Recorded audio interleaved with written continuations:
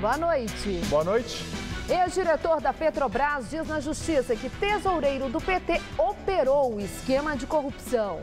Doleiro Alberto Youssef afirma que Lula deu diretoria a Paulo Roberto Costa sob pressão política. Marina adia decisão e só vai apoiar Aécio se ele aceitar suas sugestões para o governo. É grave o estado da enfermeira espanhola contaminada pelo ebola.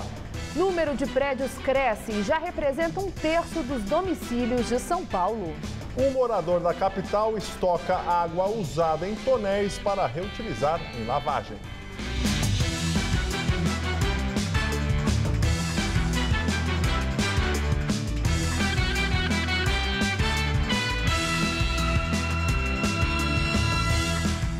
Vítima de sequestro, relâmpago morre durante perseguição policial na zona oeste de São Paulo.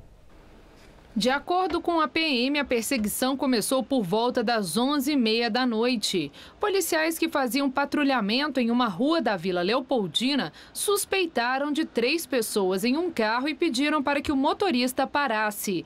Ele, no entanto, acelerou e seguiu para a rodovia Anhanguera. Na perseguição, o condutor perdeu o controle do carro, bateu em um poste e invadiu uma transportadora. Ainda segundo a PM, o trio saiu do carro disparando na direção dos policiais que revidaram. Uma adolescente que estava no carro foi baleada e levada para o hospital. Um adulto foi preso e mais um adolescente apreendido. Ao abrir o porta-malas, a polícia encontrou Edi Carlos Santana. Ele era maquinista da CPTM. Segundo a PM, Santana foi rendido pelos bandidos e colocado no porta-malas do carro. Ele pode ter morrido por causa do acidente.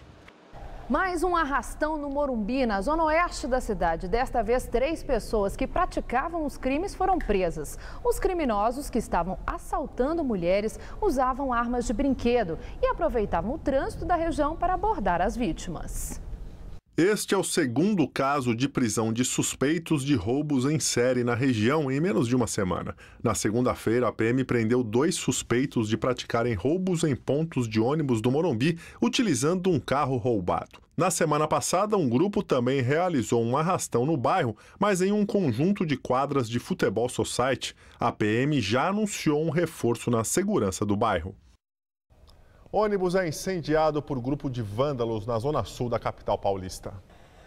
O ataque aconteceu por volta das 4 da manhã, na Avenida Miguel Stéfano. O grupo obrigou passageiros e motorista a descerem e ateu fogo no coletivo, que ficou totalmente destruído. O incêndio seria um protesto após um policial militar à paisana ter atirado em um suspeito. Segundo a PM, o homem teria tentado assaltar o policial, que reagiu e feriu o criminoso. No Rio de Janeiro, a operação prende 16 policiais acusados de sequestrar e depois extorquir traficantes. O grupo também é acusado de revender armas apreendidas em uma operação ocorrida em março ao tráfico. Entre os presos está o comandante do 17º Batalhão, Deiser Corpas Maciel.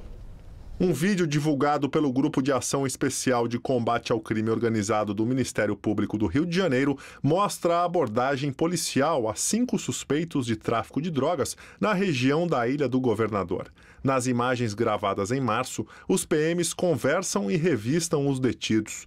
Depois de alguns minutos, eles são colocados no carro da PM. Segundo as investigações, 2 dos 5 detidos foram liberados em seguida, após negociação com os policiais. Os suspeitos teriam pago R$300 mil aos PMs para não serem levados à delegacia. Crise de água em São Paulo. Hoje, o nível do sistema Cantareira está em 5,3%, já contando com a reserva do chamado volume morto. E para não ficar sem água e principalmente para evitar o desperdício, a população cria estratégias cada vez mais eficazes. Os moradores do condomínio Alphaville, em Santana de Parnaíba, na Grande São Paulo, vêm adotando soluções criativas. Na família do fisioterapeuta Felipe, já é costume reutilizar a água da máquina de lavar roupa há anos. Mais de 3 meses para cá, com a crise hídrica no estado, ele teve a ideia de armazenar esta água de um modo a ter o mínimo possível de desperdício. Minha máquina de lavar é uma máquina comum, que a maioria das famílias brasileiras tem, tá? Uma máquina de 8 quilos. Um ciclo completo dessa máquina enche um tonel de 150 litros desse. Quando enche, a água sai pela torneira e chega até este outro tonel. Na casa do Felipe, a família lava roupa cerca de 3 vezes por semana. Com os tonéis, cerca de 450 litros de água são economizados no mesmo período de tempo para a lavagem do quintal e até mesmo dos carros. Essa água não pode ser usada para consumo humano, então você não consegue beber a água que tem dentro desse tonel. Mas qualquer uso que você vai usar para fazer água, tipo lavar um quintal com mangueira, que hoje seria um negócio complicado e completamente fora do padrão, dá para fazer. Mas o que Felipe não esperava era que sua ideia se espalhasse pelo condomínio onde mora, em Santana de Parnaíba, na Grande São Paulo. Agora, ele divide o tempo de fisioterapeuta com a vida de entregador de tonéis. Márcia já é cliente dele. A vizinha mostra que tem mais de um tonel na lavanderia. Tudo para captar o máximo de água e contribuir para a economia em meio à crise.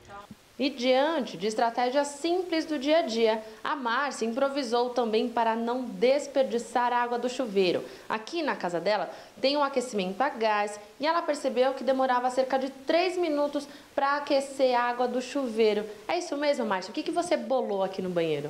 Como a gente percebeu que estava desperdiçando muita água limpa, eu peguei e colocamos um balde em cada banheiro e toda vez que vai tomar banho, liga o chuveiro.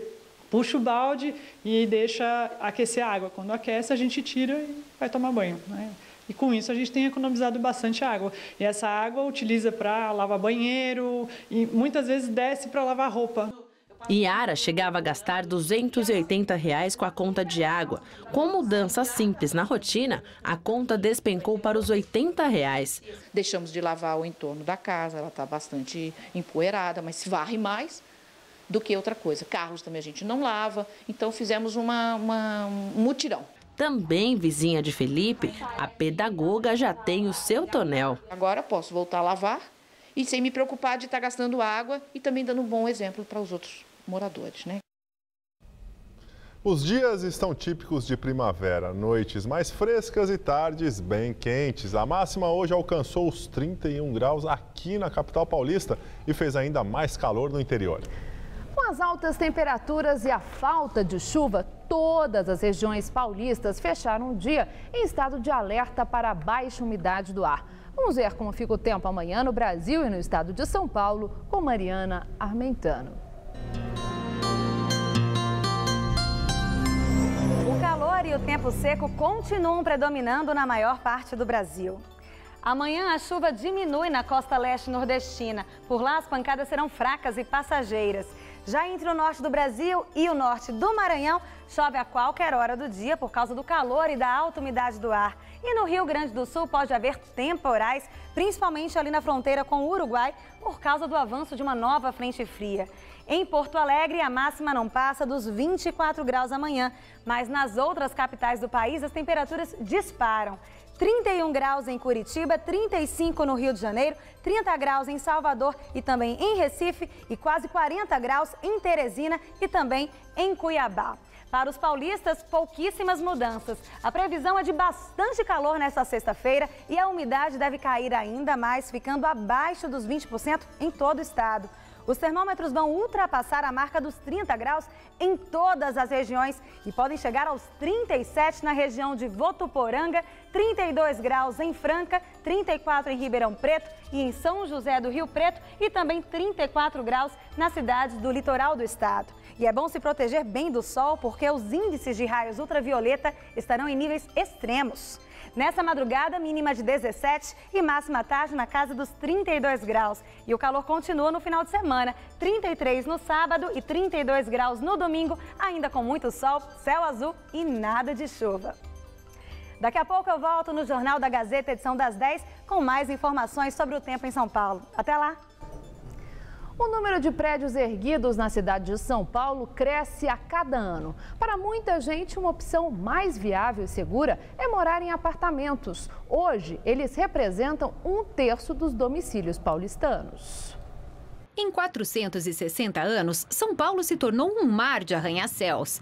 De acordo com o último censo de 2010, dos 3.573.500 domicílios da cidade, 1.017.700 são apartamentos. A maioria deles nos bairros da região da Sé, no centro.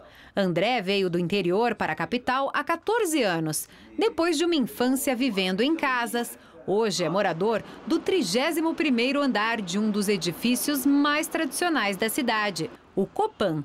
O centro de São Paulo ainda tem uma simbologia para mim, porque meu pai nasceu aqui, ele me trazia quando eu era criança, né, no Aroche. Então eu tenho uma relação com o centro de São Paulo muito afetiva. Eu sinto falta de ter um quintal, de tomar sol. Eu tenho um cachorro, mas se eu puder, se eu tiver condição, eu nunca quero me desfazer desse apartamento. Para o diretor de filmes, morar bem e com segurança em São Paulo é fundamental. No Copan, ele conseguiu isso e, de quebra, uma vista privilegiada da região central. O prédio de 1950, projetado por Oscar Niemeyer, tem 1.160 apartamentos. Tenho uns 3.000 vizinhos, né? Mas tenho muita sorte, acho que eu sou o pior vizinho para eles, né? Segundo o censo, os bairros com maior concentração de edificações são Vila Mariana, Jardim Paulista, Santa Cecília, Moema, Saúde, Itaim Bibi, Bela Vista, Consolação e República. Ao contrário destes bairros com alta concentração de prédios, algumas regiões da periferia de São Paulo ainda resistem à verticalização. É o caso aqui do Jardim Ângela, na Zona Sul, que tem 86.882 residências e apenas 260 famílias morando em prédios. Terezinha é uma das 160 pessoas que moram neste condomínio do bairro. Vivia em uma casa, até que há 2 anos e meio decidiu mudar para o apartamento com o marido e os 3 filhos. Prezando pela segurança mesmo dos nossos filhos, em primeiro lugar. Seu filho de repente fala assim, mãe, vou descer, vou pro parquinho brincar, vou fazer uma caminhada, vou jogar uma bola. Então você sabe que de qualquer forma ele se encontra dentro de casa, porque de qualquer forma faz parte da sua casa, né? A psicóloga conta que demorou para se adaptar e que, apesar de não ter a liberdade que tinha na casa, valoriza a parceria que criou com os vizinhos. Em casa é seguro, mas se você não tem um vizinho para, de repente, olhar os seus filhos quando você sai, quando você vai viajar, você não tem alguém para olhar a sua casa, quer dizer, você corre um risco maior do que um condomínio. Foi assim também com o Ricardo. Ele alugava uma casa com a esposa. No começo foi resistente à ideia do apartamento, mas a possibilidade de comprar o imóvel financiado foi um bom motivo para mudar. A opinião já até mudou, a gente já pensa em ir para um apartamento maior, né? Não para casa, né? Em depoimento à Justiça Federal em Curitiba, ex-diretor de abastecimento da Petrobras, Paulo Roberto Costa, revela que dinheiro dos contratos de produção, gás e energia abastecia o PT. A intermediação, segundo ele, era com o tesoureiro do partido, João Vacari Neto. Paulo Roberto Costa disse que o PT ficava com 3% sobre o valor dos contratos da estatal. Ouça trechos do depoimento. A pedido dos seus advogados, Costa não foi filmado. Em relação à diretoria de serviços, né, todos sabiam que tinha um percentual desses contratos da área de abastecimento, dos 3%, 2% eram para atender ao PT, através da diretoria de serviços. Outras diretorias, como Gás e Energia e como Exploração e Produção, também eram PT. Então, se tinha PT na diretoria de Exploração e Produção, PT na diretoria de Gás e Energia e PT na área de serviços. Então, o comentário que pautava lá dentro da companhia é que, nesse caso, os 3% ficavam diretamente para o PT. Além do PT, segundo Costa, o PMDB e o PP também faziam parte do esquema. Ele declarou que parte do dinheiro abasteceu campanhas eleitorais em 2010. A diretoria internacional tinha indicação do PMDB.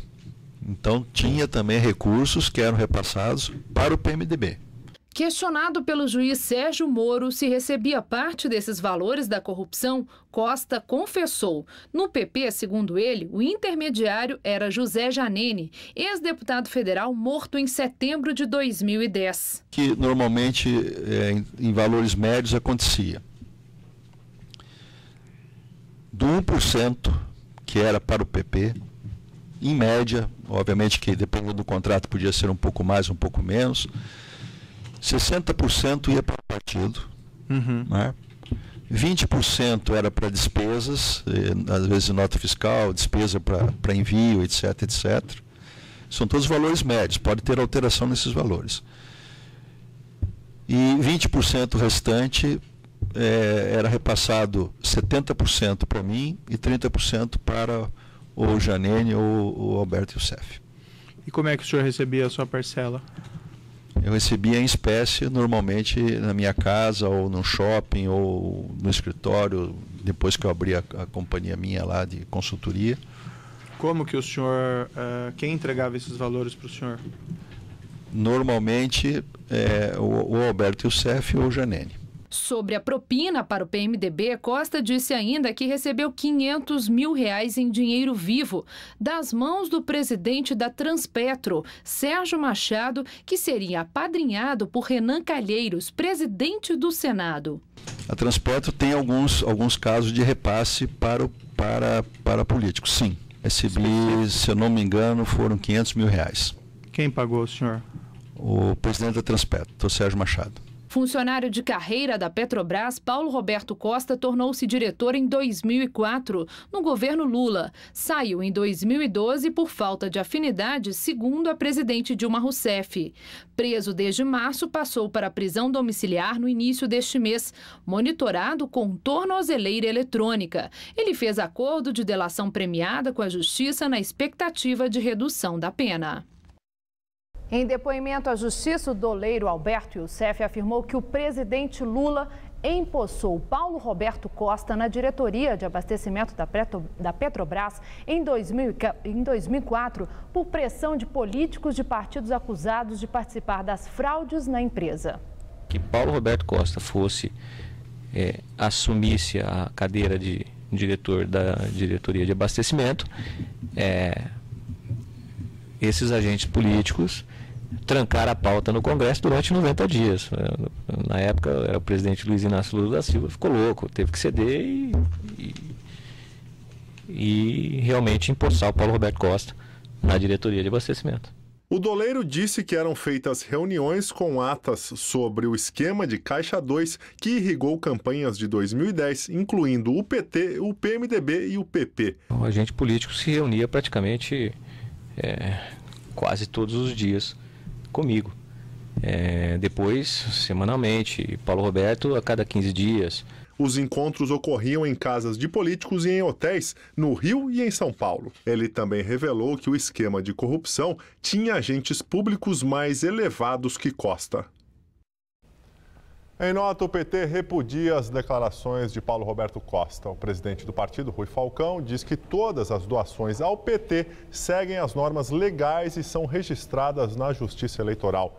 Também lamenta que estejam sendo valorizadas as palavras do investigado, em detrimento de qualquer indício ou evidência comprovada. E afirma que o partido analisa a adoção de medidas judiciais. Também em nota, a Secretaria Nacional de Finanças do PT, comandada por João Vacari Neto, afirma que ele nunca falou sobre contribuições financeiras do partido ou sobre qualquer outro assunto com Paulo Roberto Costa. Que o depoimento dele à Justiça está carregado de afirmações distorcidas e mentirosas e que Vacari vai processar aqueles que têm investido contra a sua honra. Já o Instituto Lula ainda não se pronunciou. As assessorias do PP e do PMDB informaram que os partidos não vão se manifestar enquanto não tiverem acesso aos autos do processo. Em nota, a Petrobras afirmou que vem acompanhando as investigações e colaborando com os trabalhos. A estatal também observa que está sendo reconhecida pelas autoridades como vítima nesse processo. Sérgio Machado, da Transpetro, ainda não se pronunciou. Aécio Neves, candidato à presidência pelo PSDB, diz que as declarações do ex-diretor da Petrobras, Paulo Roberto Costa, evidenciam ação institucionalizada na Petrobras. Ele classificou as denúncias como extremamente graves e prometeu, caso seja eleito, desmontar o aparelhamento da máquina pública. Aécio esteve hoje no Rio de Janeiro. Marina Silva, ex-candidata à presidência pelo PSB, não compareceu hoje ao encontro em Brasília dos partidos de sua coligação. Se esperava que, após a reunião, ela definisse sua posição no segundo turno. Ela enviou uma carta pedindo aos partidos que não participem do que chama de guerra suja da destruição e que não abram mão do debate de alto nível.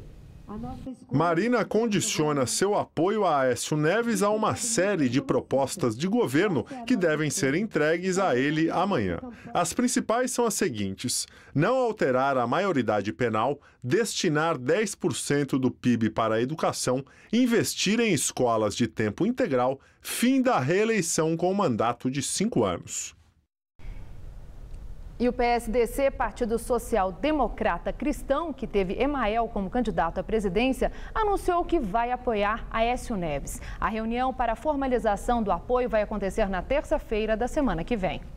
Na Bahia, a candidata à reeleição, Dilma Rousseff, do PT, afirma ser ridículo diferenciar votos do Nordeste e do Sudeste.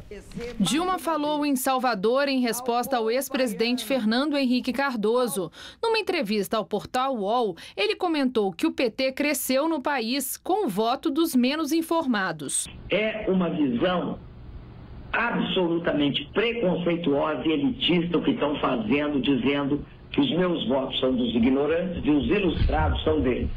É um desrespeito com a população. Mas como eles não andam no meio do povo, como eles não dão importância ao povo, eles querem desqualificar o povo brasileiro. Isso, de fato, é destilar ódio mal resolvido. No Nordeste, Dilma teve 4 vezes o número de votos de Aécio Neves. Ela associou o PSDB ao conservadorismo e disse que o povo tem de lutar pelas conquistas dos últimos 12 anos. E hoje são 2 projetos diferentes para o Brasil que estão se confrontando. Do meu lado está um projeto que disse: o Brasil tem de ser governado para todos os brasileiros, olhando com cuidado, com prioridade, para aqueles que mais precisam. E agora vamos ao comentário de política com José Neumann e Pinto. Eu pessoalmente posso estar enganado, mas acredito que não haja nenhum eleitor que votou na Marina no primeiro turno que esteja esperando a definição dela para decidir, ou agora, ou na hora de votar, em quem vai votar no segundo. De qualquer maneira, também não seria estúpido de achar que o apoio dela não é importante. Só que é importante para a democracia, é importante para o eleitor dela e para o eleitor de Dilma e de Aécio, mas, sobretudo, é importante para ela. Se a Marina mantiver essa postura de ficar à distância, a nova política contra a velha política, ela pode construir a imagem que foi destruindo, que se construiu no primeiro turno, de uma pessoa egocêntrica, voltada apenas para próprios interesses e as próprias ideias, incapaz do convívio democrático. Infelizmente, isso será verdadeiro, não querer participar do palanque. Eu gostaria de citar um exemplo clássico, não da velha política, mas de um político que morreu velho. Leonel Brizola morreu convencido de que tinha sido roubado no primeiro turno da eleição vencida por Fernando Collor. Ele achava que ele podia enfrentar e ganhar do Collor e que preferiram mexer nos votos. Havia uma distância muito pequena dele para o Lula, porque o Lula fatalmente perderia, como perdeu, apesar de ter perdido uma votação razoavelmente apertada. Mas o Brizola subiu no palanque do Lula, abraçou o Lula, depois foi vice do Lula, numa demonstração que democracia se faz assim. A Marina pode optar pela Dilma em nome do seu passado, no PT, de colega de ministério, ou pode optar pelo Aécio, seguindo a linha que os verdadeiros herdeiros do Eduardo Campos estão seguindo, que é a linha dos que querem a mudança. Quer dizer, o Brasil hoje está dividido entre o petismo e o antipetismo. A Marina pode assumir uma posição por qualquer uma das duas e estará dando uma grande contribuição para a democracia, para esta eleição e para a própria biografia. Caso não faça, ela vai virar uma espécie de Maluf ecológica de esquerda, que tem ali sempre aquele contingente de votos, mas nunca chega ao poder. Ou uma Luciana Genro, de centro-direita. A Luciana Genro já disse que o eleitor do PSOL pode escolher entre o nulo, o branco ou a Dilma. A Rede está propondo o nulo branco ou o Aécio, ou seja, ambas propostas ridículas e antidemocráticas. Ela podia meditar um pouco sobre isso, além de pensar nas próprias conveniências, né? Eu volto terça-feira em Té. Diretora-gerente do FMI fala sobre forte desaceleração da economia do Brasil e recomenda reformas estruturais para destravar o crescimento. Christine Lagarde citou o Brasil ao apresentar a agenda de política econômica ao Comitê Monetário Financeiro Econômico. Ela afirmou que a evolução da economia global mostra uma variação de desempenho muito grande entre os países, com Brasil e Rússia mostrando uma forte desaceleração entre os emergentes.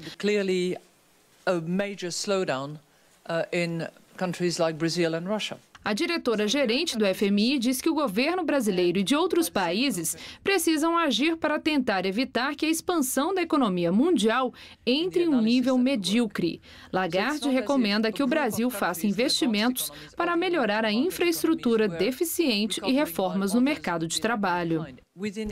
A Brasil Game Show, considerada a maior feira de jogos da América Latina, foi aberta hoje para o público. A organização espera receber 250 mil visitantes até domingo.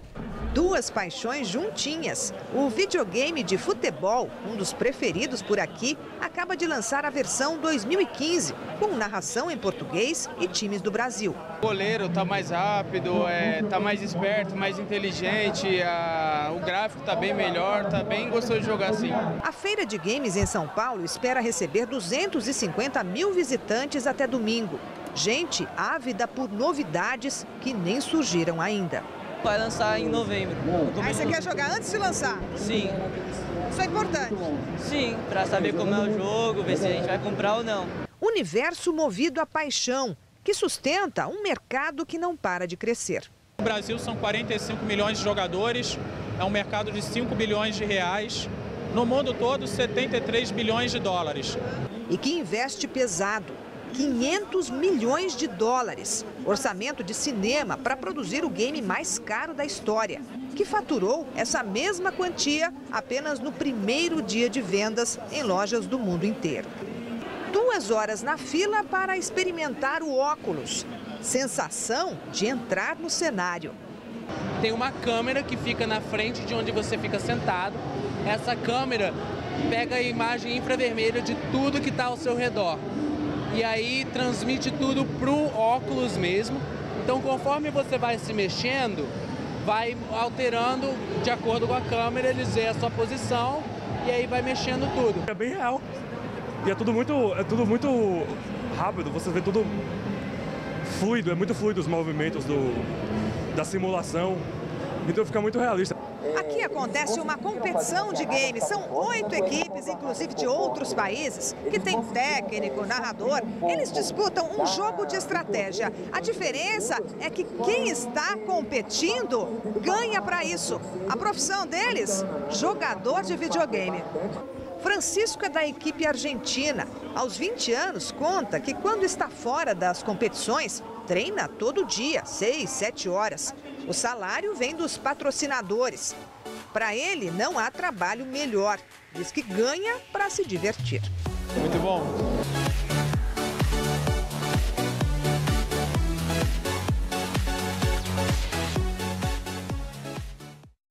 A Brasil Game Show está no Expo Center Norte e vai até domingo. A feira acontece entre 1 da tarde e 9 da noite. A entrada por dia custa R$ 75, mas quem doar 1 quilo de alimento não perecível paga meia. Prêmio Nobel de Literatura sai para o escritor francês Patrick Modiano. A Academia Sueca anunciou que o escritor Patrick Modiano, de 69 anos, foi premiado pela arte da memória, com a qual evocou os destinos humanos mais inapreensíveis e jogou luz sobre a vida durante a ocupação nazista na França. Os livros de Modiano se voltam para a memória, o esquecimento, a identidade e a culpa, frequentemente durante o período da ocupação alemã na França, na Segunda Guerra Mundial. Modiano tem 7 livros publicados no Brasil. Ferreira Goulart é eleito o novo imortal da Academia Brasileira de Letras. O poeta vai ocupar a cadeira de número 37, que pertencia ao poeta e tradutor Ivan Junqueira, que morreu em julho. Goulart recebeu 36 dos 37 votos dos imortais. Goulart é um dos importantes autores da literatura brasileira. Sua mais recente obra, Em Alguma Parte Alguma, 2011, ganhou o prêmio Jabuti de Livro do Ano. E agora vamos ao comentário de política internacional com o João Batista Natali. Vou falar hoje do México. Um crime horroroso foi praticado há 3 semanas na cidade de Iguala. A polícia sequestrou e aparentemente matou um grupo de 43 estudantes. Os policiais são sócios naquela cidade de um grupo de traficantes. A cidade de Iguala fica no sul do México e é uma das regiões mais pobres e violentas do país. Foi por lá que surgiu a guerrilha indígena dos zapatistas, que hoje praticamente não tem mais importância ou política ou militar. Os estudantes foram interceptados pela polícia durante uma passeata. Eles pediam mais verbas para uma espécie de faculdade de pedagogia em que eles estavam matriculados. A reação policial foi criminosa. Atirou e matou logo de cara 7. Em seguida, perseguiu 3 ônibus que transportavam os estudantes em fuga. Policiais confundiram os estudantes com um time de futebol que estava num outro ônibus. Por via das dúvidas, atiraram e mataram o motorista e mais um jogador. No domingo passado foram encontrados 23 cadáveres carbonizados num cemitério clandestino. São com certeza alguns dos estudantes que sumiram. E 30 policiais já foram presos. O governo já sentiu o tamanho do estrago que a matança provocou na imagem internacional do México. Passeatas entre ontem e hoje pedem justiça em 17 cidades mexicanas. Mas o presidente Henrique Peña Neto não quer bater de frente com a polícia. A maioria honesta dos policiais enfrenta uma longa guerra contra os cartéis da cocaína. A violência afasta investidores e turistas. É tudo que o México não quer, porque depende do comércio com os Estados Unidos para manter sua indústria, que é competente e muito forte. Mas acontece que, em nome do combate ao narcotráfico, os americanos inundam o México de armas e não pedem como contrapartida o respeito aos direitos humanos. Deu no que deu. Temos agora uma nova fornada de 43 cadáveres na coitadinha da América Latina. É assim que o mundo gira. Boa noite. Incêndio em comunidade na região de Sapopemba, zona leste de São Paulo, destrói barracos e deixa um morto. Já são mais de 50 incêndios em favelas só neste ano na capital paulista. O fogo começou de madrugada em um dos barracos da comunidade que fica na região de Sapopemba, na zona leste de São Paulo. 17 equipes dos bombeiros trabalharam no local e conseguiram conter as chamas depois de 1 hora. Um corpo carbonizado foi encontrado no meio dos destroços. 35 barracos ficaram completamente destruídos. Moradores conseguiram retirar alguns pertences e disseram que 2 vizinhos discutiram pouco antes do início do incêndio. 1 semana atrás, uma outra favela pegou fogo na região e deixou 600 famílias desalojadas.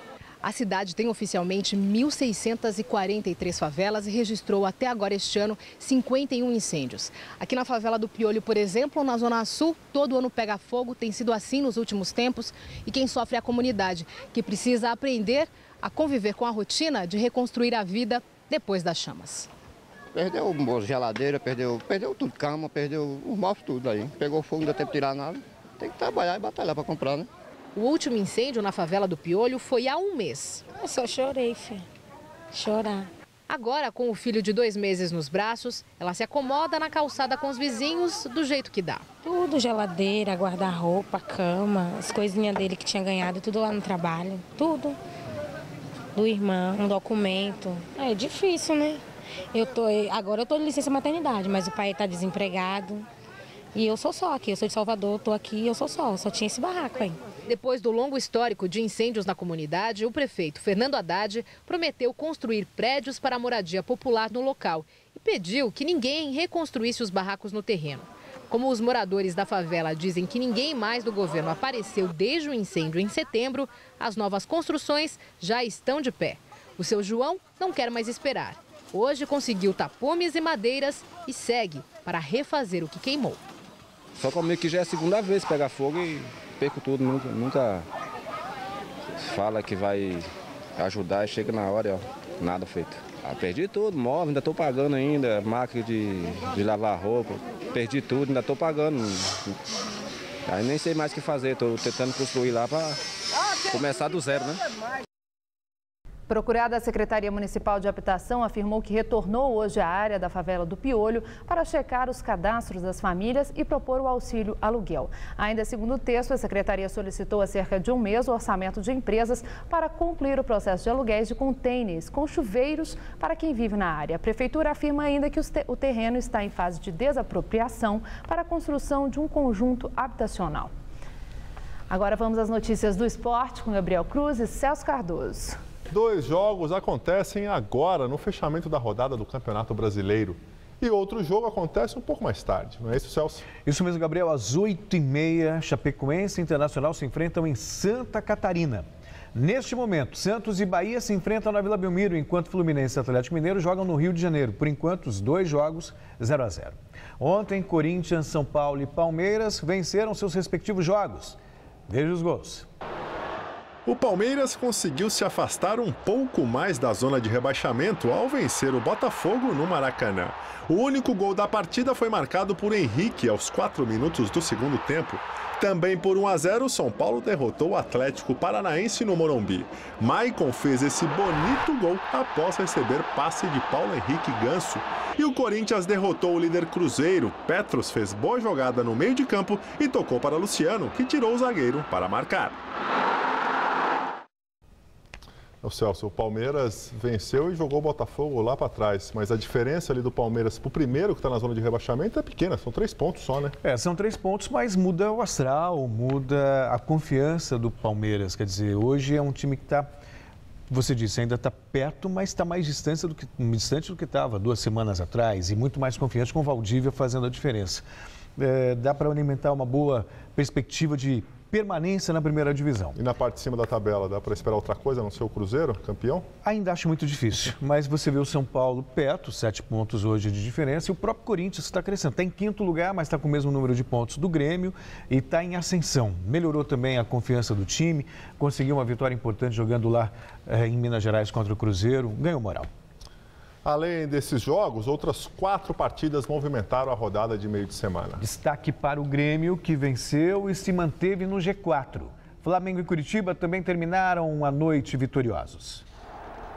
No Couto Pereira, em duelo para fugir do Z4, o Coritiba venceu o Criciúma pelo placar mínimo.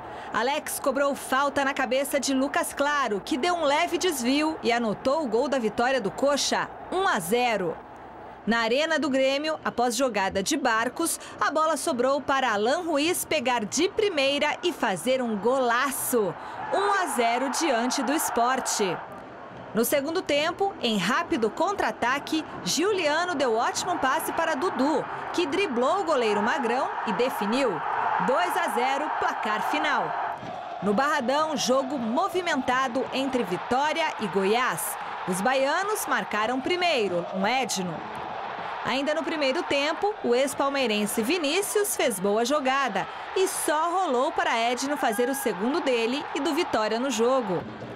Mas o Goiás mostrou o poder de reação no segundo tempo e em 2 minutos foi buscar o empate. Eric, batendo cruzado, diminuiu. Enquanto que Bruno Mineiro, de cabeça, decretou a igualdade. Já o Flamengo passou sufoco jogando contra o Figueirense no Orlando Scarpelli. O Mengão começou voando e abriu o placar logo aos 4 minutos com Eduardo da Silva. Mas no segundo tempo, uma bobeira da zaga carioca deixou Mazzola livre de marcação, que não perdoou. Só aos 47 da etapa final é que o time de Luxemburgo confirmou a vitória. Confusão na área do Figueira e Chicão, após muita insistência, cruzou para Nixon fazer o gol salvador. Final, Figueirense 1, Flamengo 2. E a seleção brasileira realizou hoje mais um treino para o jogo contra a Argentina no sábado. Já é o 3º treino desde que chegou à Ásia. Apesar da rivalidade contra os argentinos, favoritos no confronto, o clima na seleção é de muita descontração. O clima na seleção é sempre de muita descontração, mas se engana quem pensa que no time comandado por Dunga, o trabalho não é pesado. O jogo é o reflexo do treino, aquilo que você está fazendo, e todos os jogos que o Brasil entra para ganhar. Os treinamentos da seleção estão acontecendo no Olympic Sports Center Stadium, em Pequim. Mas o palco da partida de sábado, às 9h05 da manhã, contra a Argentina, será o estádio Ninho do Pássaro, local que o time canarinho vai fazer um reconhecimento amanhã. Mas não é só nossos hermanos que preocupam o time brasileiro. Afinal, pelo segundo dia seguido, a poluição atmosférica na China atingiu índices alarmantes e já está fazendo vítimas. Eu tive uma alergia agora no olho aqui, talvez seja por isso, né? Porque o doutor me falou pela poluição, né? Bastante forte. Tive aqui no meio do ano e tive a mesma alergia, né? É claro que jogador de futebol a gente procura não ficar reclamando muito, porque o nego sempre fala, pô, tá dando desculpa, mas tá bem poluído sim, né? É difícil a garganta ficar seca. Imagino vocês que ficam falando o tempo inteiro também é ruim. Mas enfim, independente da dificuldade, tem que jogar, a gente vai procurar fazer o nosso melhor. Quem parece não estar se importando muito é o volante Elias, já que com a ausência de Ramires, ele tem tudo para ser titular no jogo válido pelo Superclássico das Américas. Eu vou tentar fazer o meu melhor, dentro daquilo que ele pedir, dentro daquilo que o Ramires fez nos últimos jogos, para ajudar a seleção a vencer. O provável time titular do Brasil deve ser Jefferson, Danilo, Miranda, Davi Luiz e Felipe Luiz, Luiz Gustavo, Elias, William e Oscar, Neymar e Diego Tardelli. Por hoje é só, Gabriel. Valeu, Celso. Amanhã tem mais. Tchau, tchau. Até amanhã. Boa noite. Estela, com você? Foram apresentadas hoje as propostas para a revisão da lei de zoneamento da cidade. Elas estabelecem as novas regras sobre o uso e ocupação do solo, como prevê o plano diretor aprovado em junho. Uma das novidades propostas é estimular a abertura de vagas de emprego e de moradia nos corredores urbanos, onde já existem opções de transporte público. Também está prevista a instalação de zonas de comércio em ruas secundárias, de bairros estritamente residenciais. Outra sugestão é a construção de vestiários e de um número mínimo de vagas para bicicletas em novos empreendimentos, tanto nos residenciais como nos comerciais. O novo zoneamento também prevê a chamada cota ambiental, que inclui a construção de coberturas verdes, reservatórios de contenção de água e plantio de árvores nos bairros. As propostas agora serão apresentadas à população em debates públicos, a serem realizados pelas subprefeituras. Em janeiro do ano que vem, todas as regras serão encaminhadas à Câmara Municipal, para que se transformem em lei. Que a gente está construindo, reforçando, sobre uma estrutura já existente, melhor dizendo, uma grelha na cidade. Uma grelha que tem capacidade de organizar a cidade não mais no modelo absolutamente radioconcêntrico, concentrador, unicentral, que sempre foi marcado a história de São Paulo, mas que a gente possa distribuir com maior uniformidade as oportunidades, os acessos aos serviços básicos necessários para todo mundo. A seguir, 2 atentados matam dezenas de pessoas no Iêmen. E a epidemia do Ebola? Na Espanha, enfermeira contaminada pelo vírus está em estado grave.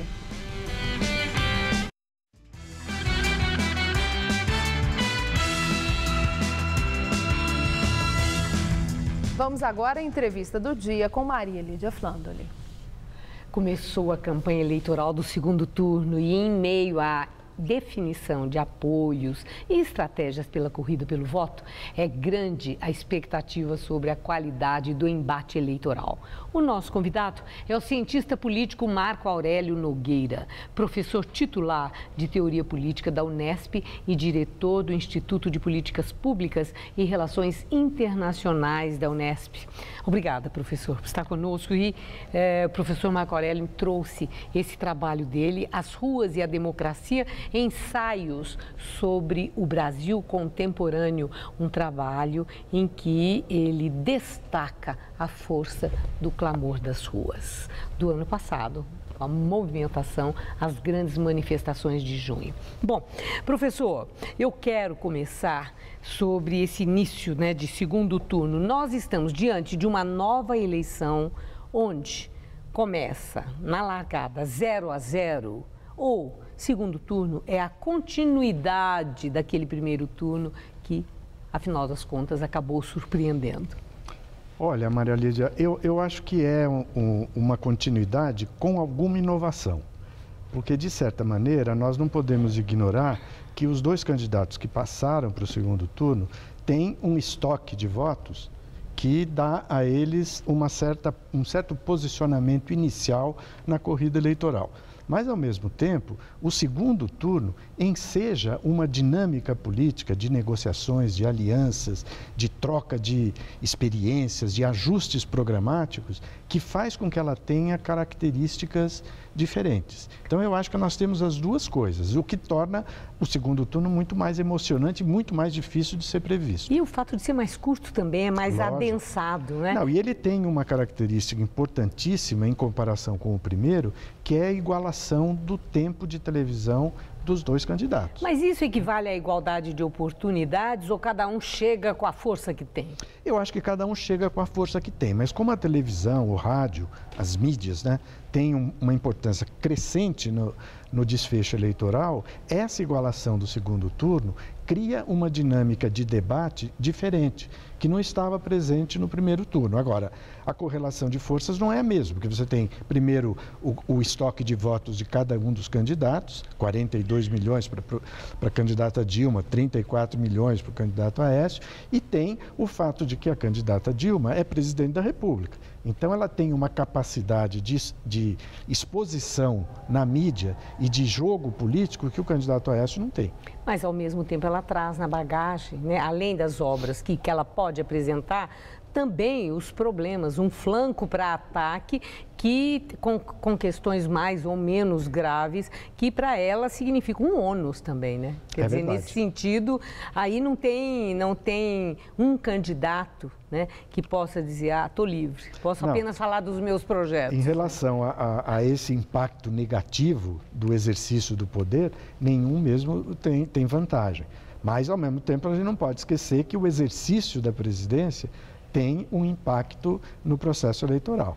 Agora, o senhor falou há pouco sobre as negociações, né, a disputa aí pelos apoios. Esses apoios dos partidos que concorreram, que estão sendo tão disputados pelos dois candidatos, existe transferência de voto? Olha, essa é uma discussão que nós, na ciência política, fazemos há décadas. É muito difícil de atestar se há ou não há transferência de votos. O apoio dos partidos, ele tem seguramente um peso simbólico muito grande. E ele pode ter, como me parece que está acontecendo agora, no caso da candidatura do Aécio, em que o Partido Verde e a Rede estão se aproximando e estabelecendo tratativas de caráter programático, tem também a vantagem de forçar os candidatos a um posicionamento de maior esclarecimento em relação ao que eles pretendem fazer se forem eleitos. Então, me parece que é interessante, não tanto do ponto de vista da transferência eventual de votos, porque isso nós nunca sabemos, especialmente porque os eleitores de hoje, os cidadãos de hoje, prezam muito a sua própria autonomia de decisão. Agora, professor, o PSOL e Rede, o senhor mencionou agora a Rede, tiveram ali uma atitude interessante. Se, por um lado, o Partido Verde, o PSB, tomaram uma decisão, colocaram na Executiva Nacional em debate, apoiamos ou não apoiamos, apoiamos quem, etc., e tomaram uma posição. Já o PSOL e Rede, a posição foi a seguinte, né? Para o PSOL vote em Dilma, ou nulo ou branco. E o Rede, vote em Aécio, ou nulo ou branco. Essa é uma posição de definição ou eles estão no muro? Olha, eu acho que a gente tem que ter um pouco de tolerância com esse posicionamento, tanto do PSOL quanto da Rede, né? Eu, pessoalmente, fazendo análise do ponto de vista do efeito, eu acho que as posições do PSB, do PPS, do Partido Verde, são politicamente mais consequentes. Eles interferem mais, são, portanto, mais democráticos e mais incisivos em termos da participação do processo eleitoral. Ou seja, eles demonstram uma maior disposição desses partidos de participar do jogo político como ele é.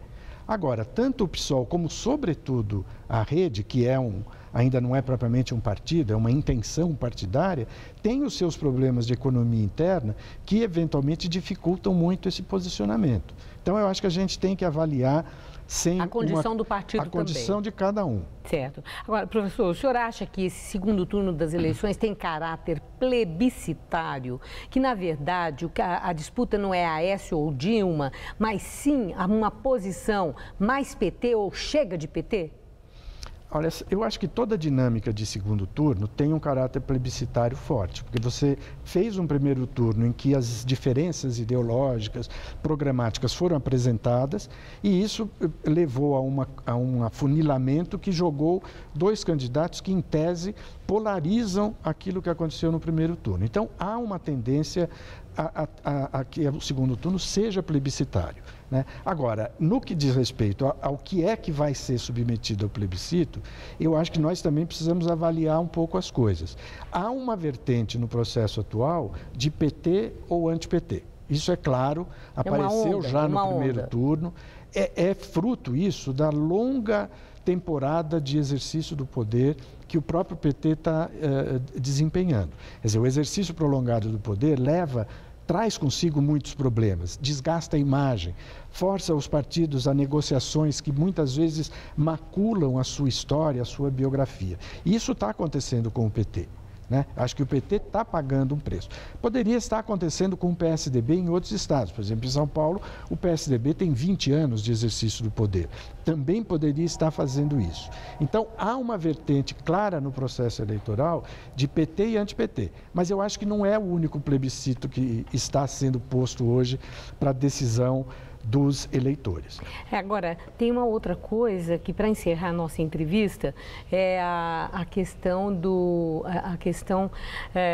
Dilma diz que vai fazer a comparação dos governos de Fernando Henrique e de Lula e dela, para mostrar os indicadores. Realidades diferentes, épocas diferentes, variáveis diferentes. O eleitor se liga nisso, em coisas do passado, ou ele está muito mais atento ao presente e de olho no futuro, onde ele vai passar o resto dos seus dias?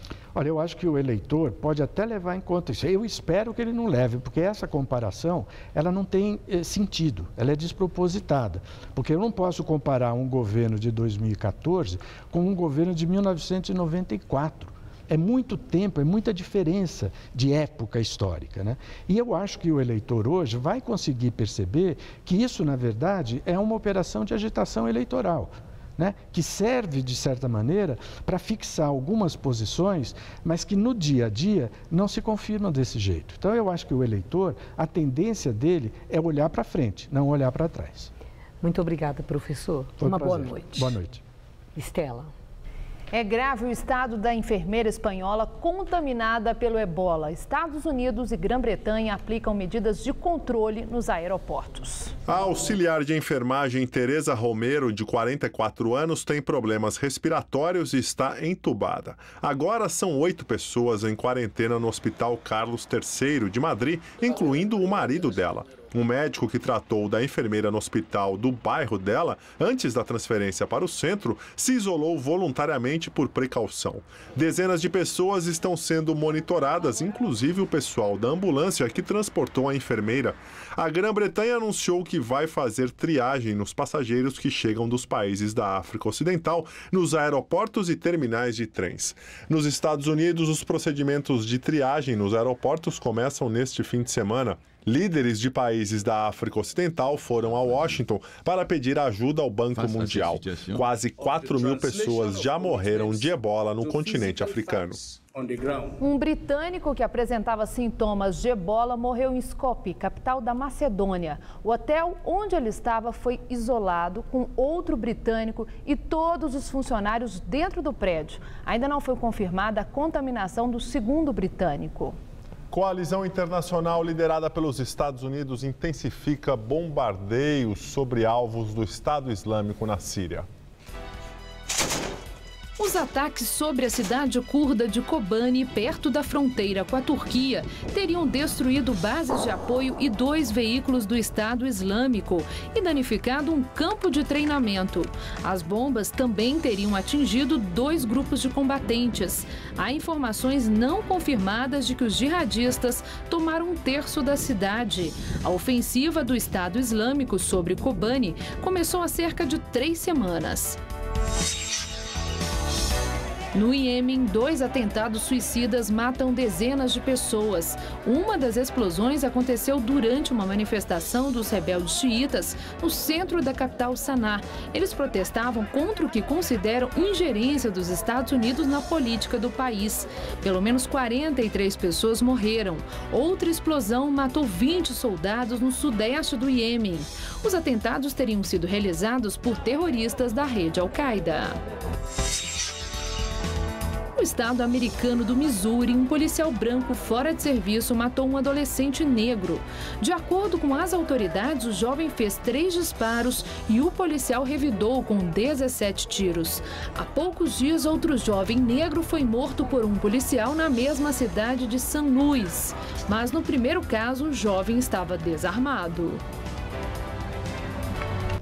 O Procurador-Geral da República, Rodrigo Janot, arquivou parte de representação do PT contra o candidato à presidência, Aécio Neves, do PSDB.